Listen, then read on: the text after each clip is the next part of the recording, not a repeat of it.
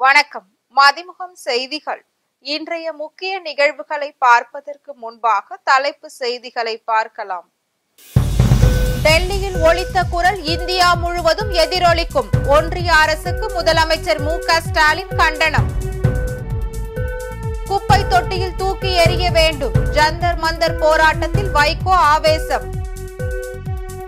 நெல்லையில் Tata power solar நிறுவனத்தின் உற்பத்தி ஆலையை திறந்து வைத்தார் முதலமைச்சர் மு.க.ஸ்டாலின். இந்திய அரசியல் அமைப்பை சிதைக்க ஒன்றிய அரசு முயற்சி. ராகுல் காந்தி விமர்சனம். வரி செலுத்தாதவர்கள் மீது நடவடிக்கை எடுக்கப்படும். சென்னை மாநகராட்சி அறிவிப்பு. யுஜிசி புதிய வரைவு நெறிமுறைகளுக்கு எதிராக டெல்லியில் ஒலித்த குரல் இந்தியா முழுவதும் எதிரொலிக்கும் என முதலமைச்சர் மு.க.ஸ்டாலின் தெரிவித்துள்ளார். யுஜிசி புதிய வரைவு நெறிமுறைகளுக்கு எதிரான திமுக மாணவர் அணி சார்பில் டெல்லியில் இந்தியா கூட்டணி எம்பிக்கள் ஆர்ப்பாட்டத்தில் ஈடுபட்டனர். இதில் பங்கேற்ற அரசியல் தலைவர்களுக்கு முதலமைச்சர் மு.க.ஸ்டாலின் நன்றி தெரிவித்துள்ளார். இது தொடர்பாக அவர் வெளியிட்டுள்ள எக்ஸ் தள பதிவில் தனிப்பட்ட அடையாளத்தை திணிப்பதற்காக பல்வேறு வரலாறுகள், மரபுகள் மற்றும் மொழிகளை RSS மற்றும் ஒன்றிய அரசு அழிக்க முயற்சிப்பதாக குற்றம் சாட்டியுள்ளார். மேலும் யுஜிசி வரைவு வெறும் கல்விக்கு எதிரான நடவடிக்கை மட்டும் இன்றி தமிழ்நாட்டின் வளமான பாரம்பரியத்தின் மீதான தாக்குதல் என்றும் இன்று டெல்லியில் ஒலித்த குரல் இந்தியா முழுவதும் எதிரொலிக்கும் என குறிப்பிட்டுள்ளார். திமுக மாணவர் அணி நடத்திய ஆர்ப்பாட்டத்தில் மாணவர்களின் குரல்களை வலுப்படுத்தி கல்வியின் எதிர்காலத்தை பாதுகாத்த இந்தியா கூட்டணி நாடாளுமன்ற உறுப்பினர்களுக்கு நன்றி என தெரிவித்துள்ளார். மாநில உரிமைகளை பறிப்பதற்காக யுஜிசி புதிய விதிகளை ஒன்றிய அரசு கொண்டு வந்துள்ளது என மதிமுக பொதுச் செயலாளர் வைகோ எம்பி குற்றச்சாட்டு வைத்துள்ளார். பல்கலைக்கழக மானிய குழுவின் புதிய வரைவு நெறிமுறைகளை கண்டித்து அதனை ஒன்றிய அரசு திரும்ப பெற வலியுறுத்தி டெல்லி ஜந்தர் மந்தரில் திமுக மாணவர் அணி சார்பில் ஆர்ப்பாட்டம் நடைபெற்றது. இந்த ஆர்ப்பாட்டத்தில் மக்களவை எதிர்க்கட்சி தலைவர் ராகுல் காந்தி, எம்பிக்கள் அகிலேஷ் யாதவ், வைகோ, கனிமொழி, திருச்சி சிவா ஆகியோரும் இந்தியா முழுவதும் இருந்து மாணவர் அமைப்புகளின் பிரதிநிதிகளும் பங்கேற்றனர். இதில் பங்கேற்று பேசிய வைகோ எம்பி, யுஜிசி புதிய விதிகள் அரசியல் அமைப்புக்கும் கூட்டாட்சி தத்துவத்துக்கும் எதிரானது என்று தெரிவித்தார். தலைநகர் டெல்லியிலே நமது முழக்கம் எழும். ஆளுநர் பதவி ஒழிக்கப்பட வேண்டும். இந்த வரைமுறைகள் அகற்றப்பட வேண்டும். கல்வியாளர்கள் மட்டும்தான் குழுவிலே இடம்பெற வேண்டும். அப்பொழுதுதான் கல்வித்துறையும் பாதுகாக்கப்படும், மாநில உரிமைகளும் பாதுகாக்கப்படும் என்ற நிலையில் நெல்லையில் டாடா பவர் சோலார் நிறுவனத்தின் உற்பத்தி ஆலையை முதலமைச்சர் மு.க.ஸ்டாலின் திறந்து வைத்தார். தமிழக முதலமைச்சர் மு.க.ஸ்டாலின் மாவட்டம் தோறும் கள ஆய்வு மேற்கொண்டு வருகிறார். அந்த வகையில் நெல்லை மாவட்டத்தில் 2 நாட்களுக்கு கள ஆய்வு மேற்கொள்கிறார். முன்னதாக கங்கை கொண்டான் சிப்காட் வளாகத்தில் 4400 கோடி ரூபாய் மதிப்பீட்டில் கட்டப்பட்டுள்ள இந்தியாவின் மிகப்பெரிய 4.3 GW சூரிய மின்கலம் மற்றும் தொகுதி உற்பத்தி தொழிற்சாலையை திறந்து வைத்தார். அதன் பின்னர் டிபி சோலார் உற்பத்தி நிலையத்தை பார்வையிட்டார். தொடர்ந்து விக்ரம் சோலார் நிறுவனத்தின் கட்டுமான பணிகளுக்கும் அடிக்கல் நாட்டினார். சிப்காட்டில் அமைக்கப்பட்டுள்ள மெகா உணவு பூங்காவையும் திறந்து வைத்தார். அதன் மூலம் 2800 பேருக்கு வேலை வாய்ப்பு கிடைக்கும் என்பது குறிப்பிடத்தக்கது. இந்நிகழ்ச்சியில் சட்டப்பேரவைத் தலைவர் அப்பாவு மற்றும் அமைச்சர்கள் உடன் இருந்தனர். இந்திய அரசியல் அமைப்பை ஒன்றிய அரசு சிதைக்க முயற்சிப்பதாக மக்களவை எதிர்க்கட்சி தலைவர் ராகுல் காந்தி குற்றம் சாட்டியுள்ளார். புதிய யுஜிசி வரைவு விதிகளை திரும்ப பெற கோரி டெல்லியில் திமுக மாணவர் அணி சார்பில் நடைபெறும் ஆர்ப்பாட்டத்தில் மக்களவை எதிர்க்கட்சி தலைவர் ராகுல் காந்தி, அகிலேஷ் யாதவ் உள்ளிட்ட இந்தியா கூட்டணி எம்பிக்கள் பங்கேற்றனர். இந்த ஆர்ப்பாட்டத்தில் பேசிய ராகுல் காந்தி, 4000 ஆண்டுகள் வரலாற்றை கொண்டுள்ள தமிழ் மக்கள் மாநிலத்தின் மொழி, பண்பாடு, கலாச்சாரம் போன்ற இந்திய நாட்டின் வரலாற்றை அழிப்பதே RSSஇன் நோக்கம் என்று குற்றம் சாட்டினார். மேலும் இந்திய அரசியல் அமைப்பை ஒன்றிய அரசு சிதைக்க முயற்சிப்பதாகவும் அதனை மையப்படுத்தும் விதமாக ஒரே நாடு ஒரே மொழியை கொண்டுவர ஒன்றிய அரசு முயற்சிப்பதாக சுட்டிக்காட்டி பேசினார்.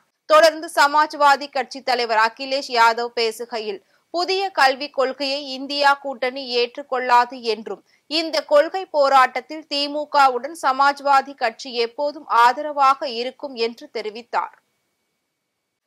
இந்தியர்களுக்கு கைவிலங்கு போடப்பட்டது குறித்து நாடாளுமன்றத்தில் விவாதிக்க வலியுறுத்தி இந்தியா கூட்டணி எம்பிக்கள் ஆர்ப்பாட்டத்தில் ஈடுபட்டனர்.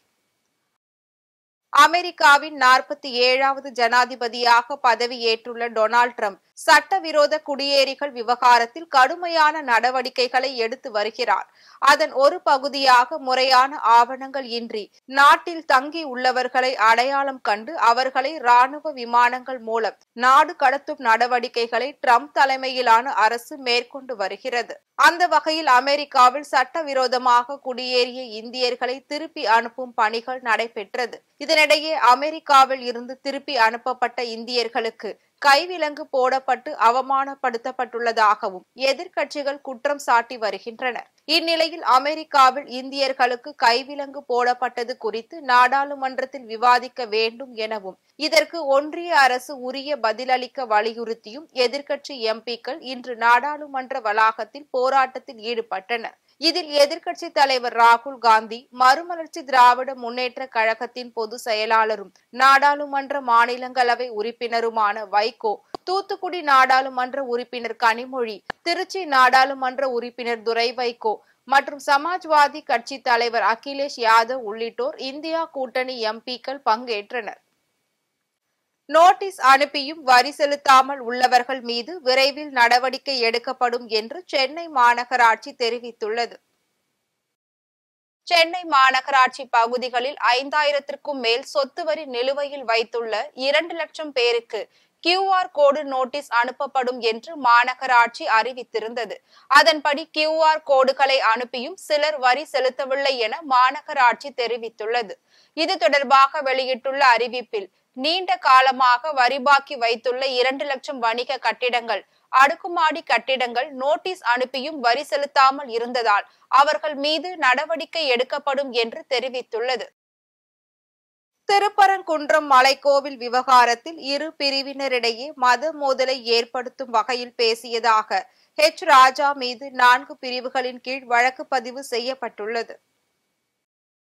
மதுரை மாவட்டம் திருப்பரங்குன்றம் மலைக்கோவில் விவகாரம் தொடர்பாக இந்து முன்னணி உட்பட இந்து அமைப்புகள் சார்பில் அறவழி ஆர்ப்பாட்டம் நடத்தப்படும் என அறிவித்திருந்தனர். இதனால் மதுரை மாவட்டம் முழுவதும் 144 தடை உத்தரவு பிறப்பித்து மாவட்ட ஆட்சியர் உத்தரவிட்டிருந்தார். இது தொடர்பான வழக்கை விசாரித்த உயர் நீதிமன்ற மதுரை கிளை பழங்காநத்தம் பகுதியில் இந்து முன்னணி ஆர்ப்பாட்டம் நடத்துவதற்கு அனுமதி அளித்தது.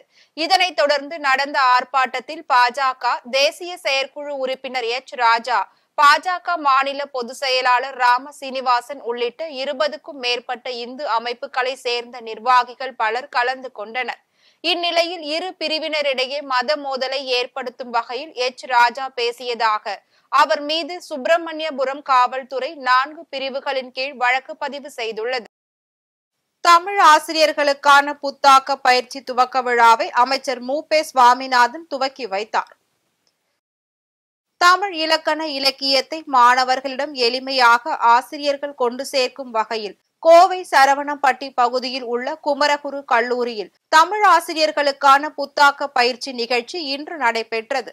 இதனை தமிழ் வளர்ச்சி மற்றும் செய்தித்துறை அமைச்சர் மு.பே. சாமிநாதன் தொடங்கி வைத்தார். இந்நிகழ்ச்சியில் குமரகுரு கல்வி நிறுவனங்களின் பிரசிடென்ட் சங்கர் வானவராயர், குமரகுரு பன்முக கலை அறிவியல் கல்லூரியின் முதல்வர் விஜிலா எட்வின் கென்னடி மற்றும் நீலகிரி, கோவை, ஈரோடு, திருப்பூர் மாவட்டங்களின் தமிழ் ஆசிரியர்கள் பங்கேற்றனர். அதனைத் தொடர்ந்து செய்தியாளர்களிடம் பேசிய அவர், இந்த புத்தாக்க பயிற்சியின் மூலம் தமிழ் கற்கும் மாணவர்கள் இலக்கணத்தை எளிமையாகவும் நுணுக்கமாகவும் கற்றுக்கொள்ளும் வகையில் அமைக்கப்பட்டுள்ளதாக தெரிவித்துள்ளார். பிற மொழிகளை தெரிந்து கொள்வதில் எந்த விதமான தடையும் நம்முடைய அரசோ நம்முடைய திராவிட முன்னேற்ற கழகமோ எந்த அளவும் அதில் தலையிடுவதில்லை. பிற மொழிகளை படிப்பதில் அவர்களுக்கு எந்த ஆர்வம் இருக்குதோ அதை பற்றி எந்த ஒரு நோக்கமும் இங்கே நம்மளிடத்தில் இல்லை. எனவே அதே நேரத்தில் தமிழ் மொழி உரிய அங்கீகாரம் பெற வேண்டும் என்பதுதான் நம்முடைய நோக்கம். அரியலூரில் ஜெயங்கொண்டம் அருகே மாற்றுத்திறனாளிகள் எளிதாக பயன்பெறும் வகையில் தொடுதிறன் நாற்காலியை தனியார் பள்ளி மாணவிகள் தயாரித்துள்ளனர். அரியலூர் மாவட்டம் ஜெயங்கொண்டத்தில் அமைந்துள்ள சௌடாம்பிகா வித்யாலயா பள்ளியில் ஹேமன்யா மற்றும் தமன்னா என்ற மாணவிகள் ஆசிரியர்களின் வழிகாட்டுதலின்படி மாற்றுத்திறனாளிகள் வாய்ப்பேச முடியாத மற்றும் மன வளர்ச்சி குன்றியவர்கள் பயன்படுத்தும் வகையில் புதிய வடிவிலான தொடுதிறன் மூலம் இயங்கும் நாற்காலியை வடிவமைத்துள்ளனர். மாற்றுத்திறனாளிகள் பயன்பெறும் வகையில் தொடுதிரை உதவியுடன் நகரும் நாற்காலியை தயாரித்து கோவையில் நடைபெற்ற மாணவர்களுக்காக நடத்தப்பட்ட ரோபோட்டிக் டெக்னாலஜி பங்கேற்று வெற்றி பெற்றுள்ளனர். மற்றும் மாணவர்களின் இந்த செயலை பலரும் பாராட்டி வருகின்றனர். ஸ்ரீவில்லிபுத்தூருக்கு கூடுதல் பேருந்துகள் இயக்க வலியுறுத்தி மாணவர்கள் பேருந்தை சிறைப்பிடித்து சாலை மறியலில் ஈடுபட்டதால் பரபரப்பான சூழல் நிலவியுள்ளது. விருதுநகர் மாவட்டம் ஸ்ரீவில்லிபுத்தூரில் அரசு கலை மற்றும் அறிவியல் கல்லூரி இயங்கி வருகிறது. இந்த கல்லூரியில் வத்திராயிருப்பு, ராஜபாளையம், வெம்பக்கோட்டை தாலுகாக்களை சேர்ந்த 900க்கும் மேற்பட்ட மாணவ மாணவிகள் பயின்று வருகின்றனர். இந்நிலையில் ஸ்ரீவில்லிபுத்தூர் பேருந்து நிலையத்தில் இருந்து 3 பேருந்துகளும், ராஜபாளையத்தில் இருந்து 2 பேருந்துகளும் காலை மற்றும் மாலை நேரத்தில் இயக்கப்படுவதால் பலரும் படியில் தொங்கிக் கொண்டு பயணிக்கும் அபாயம் ஏற்பட்டுள்ளதாக வேதனை தெரிவித்துள்ளனர். மேலும் 200க்கும் மேற்பட்ட மாணவர்கள் பேருந்தில் ஏற முடியாமல் காத்திருக்கும் நிலை ஏற்பட்டுள்ளதால் கூடுதல் பேருந்தை இயக்க வலியுறுத்தி பேருந்தை சிறைப்பிடித்து மாணவர்கள் சாலை மறியல் போராட்டத்தில் ஈடுபட்டனர். தகவல் அறிந்து வந்த போக்குவரத்து கழக அதிகாரிகள் மற்றும் காவல்துறையினர் உரிய நடவடிக்கை எடுக்கப்படும் என உறுதி அளித்ததை தொடர்ந்து மாணவர்கள் போராட்டத்தை கைவிட்டு கலைந்து சென்றனர். தர்மபுரி சிவசுப்பிரமணிய சுவாமி கோவில் தைப்பூச தேர் திருவிழா கொடியேற்றம் வெகு விமர்சையாக நடைபெற்றது. தர்மபுரி குமாரசாமிப்பேட்டை சிவசுப்பிரமணிய சுவாமி கோவில் தைப்பூச தேர் திருவிழா கொடியேற்றத்துடன் தொடங்கியது. விழாவை ஒட்டி சுவாமி நிலத்தில் புற்றுமண் எடுத்தலும், கணபதி பூஜை, வாஸ்து பூஜை மற்றும் யாகசாலை பூஜைகளுடன் சுவாமிக்கு சிறப்பு அபிஷேக ஆராதனை நடைபெற்றது. அதனைத் தொடர்ந்து சுவாமிக்கு சிறப்பு அலங்கார சேவையும் மகா தீபாராதனையும் நடைபெற்றது. இதில் ஏராளமான பக்தர்கள் கலந்து கொண்டு சுவாமி தரிசனம் செய்தனர். இதனை அடுத்து பிப்ரவரி 2ஆம் தேதி புலிவாகன உற்சவமும், பிப்ரவரி 7ஆம் தேதி பூத வாகன உற்சவமும், பிப்ரவரி 9ஆம் தேதி நாக வாகன உற்சவமும் நடத்தப்படுகிறது. பிப்ரவரி 10ஆம் தேதி சிறப்பு பால் அபிஷேகமும் நடைபெற உள்ளதாக ஆலய நிர்வாகத்தினர் தெரிவித்துள்ளனர். திருவிழாவின் முக்கிய நிகழ்வான பெண்கள் மட்டும் தேரை வடம் பிடிக்கும் நிகழ்ச்சி வருகின்ற 11ஆம் தேதி நடைபெற உள்ளது குறிப்பிடத்தக்கது. இதற்கான ஏற்பாடுகளை இந்து சமய அறநிலையத்துறை கோவில் அறங்காவலர்கள், செங்குந்தர் சமூகத்தினர் மற்றும் விழா குழுவினர் செய்து வருகின்றனர். பல்வேறு மாவட்டங்களில் நடைபெற்ற நிகழ்வுகளை களத்தில் மதிமுகம் பகுதியில் பார்க்கலாம்.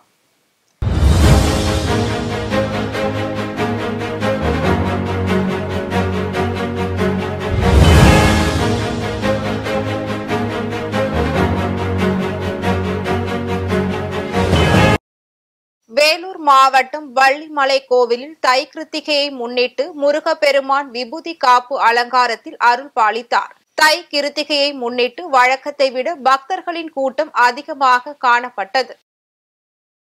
திருப்பத்தூர் மாவட்டம் ஆம்பூரை சேர்ந்த விவசாயி தரணிராஜன் என்பவருக்கு சொந்தமான கோழி பண்ணையில் மின்கசிவு ஏற்பட்டு தீப்பற்றியுள்ளது. இது குறித்து தகவல் அறிந்து வந்த ஆம்பூர் தீயணைப்பு துறையினர் 1 மணி நேரம் போராட்டத்திற்கு பின்பு தீயை கட்டுக்குள் கொண்டு வந்தனர். இதில் 3500 கோழிகள் உட்பட 15 லட்சம் ரூபாய் மதிப்பிலான பண்ணை கொட்டகைகள் சேதமடைந்துள்ளது. தகவல் அறிந்து சம்பவ இடத்திற்கு வந்த உமராபாத் காவல்துறையினர் வழக்கு பதிவு செய்து விசாரணை மேற்கொண்டு வருகின்றனர். தென்னிந்திய திரையுலகின் முன்னணி நடிகரான அஜித்தின் விடாமுயற்சி திரைப்படமானது தமிழ்நாடு, ஆந்திரா, கர்நாடகா மற்றும் கேரளா உள்ளிட்ட பல்வேறு மாநிலங்களில் வெளியாகியுள்ளது. நாமக்கல் மாவட்டம் ராசிபுரம் தேவி மற்றும் டிஎன்சி உள்ளிட்ட 2 திரையரங்கில் அவரது ரசிகர்கள் ஏராளமானோர் பட்டாசு வெடித்தும் நடனமாடியும் உற்சாகத்தை வெளிப்படுத்தினர். அரியலூர் மாவட்டம் காடுவெட்டி கிராமத்தில் மறைந்த வன்னியர் சங்க தலைவரும் முன்னாள் ஜெயங்கொண்டம் சட்டமன்ற உறுப்பினருமான ஜே குருவின் பிறந்த நாளை ஒட்டி அவரது முழு உருவ வெண்கல சிலையை அவரது மகனும் மாவீரன் மஞ்சள் படையின் தலைவருமான கனலரசன் திறந்து வைத்து அஞ்சலி செலுத்தினார். இந்நிகழ்ச்சியில் போக்குவரத்து துறை அமைச்சர் சிவசங்கர், ஜெயங்கொண்டம் சட்டமன்ற உறுப்பினர் கண்ணன் ஆகியோர் கலந்து கொண்டு குருவின் சிலைக்கு மாலை அணிவித்து மரியாதை செலுத்தினர்.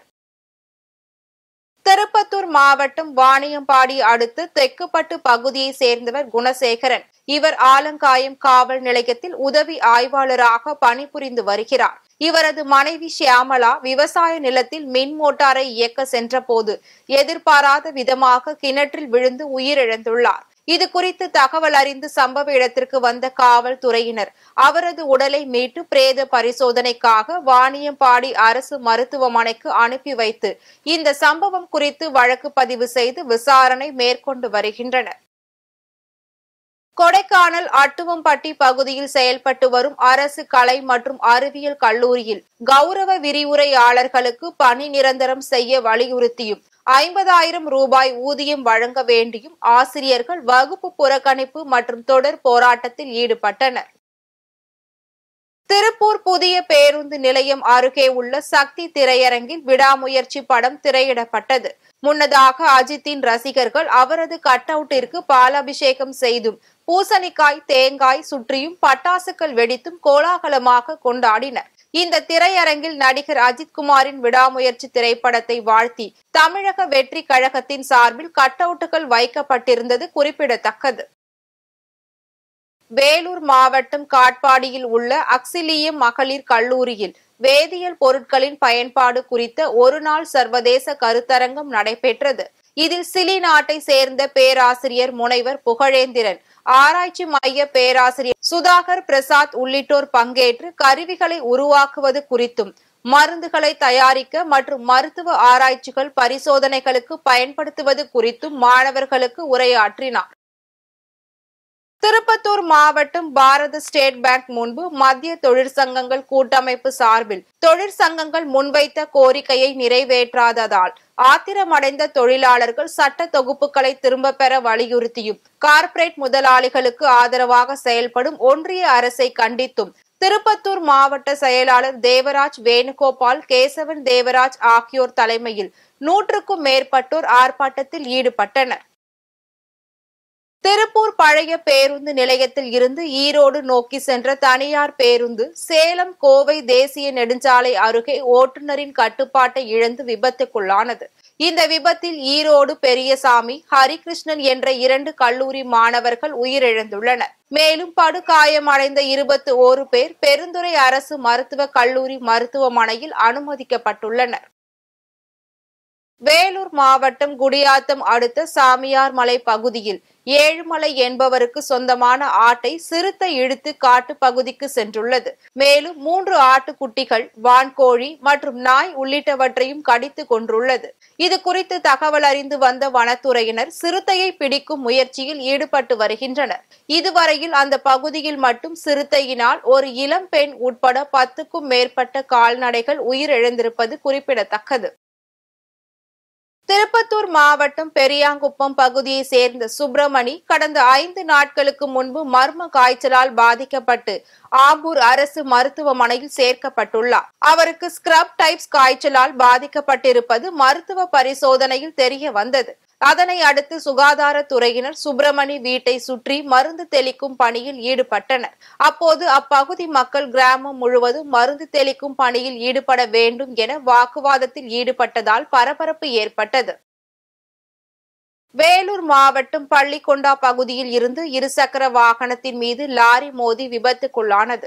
இதில் இருசக்கர வாகனத்தில் வந்த 2 மாணவர்கள் உயிரிழந்த நிலையில் சூர்யா லேசான காயங்களுடன் மருத்துவமனையில் அனுமதிக்கப்பட்டுள்ளார். இந்த சம்பவம் குறித்து தகவல் அறிந்து வந்த சத்துவாச்சாரி காவல்துறையினர் வழக்கு பதிவு செய்து விசாரணை மேற்கொண்டு வருகின்றனர்.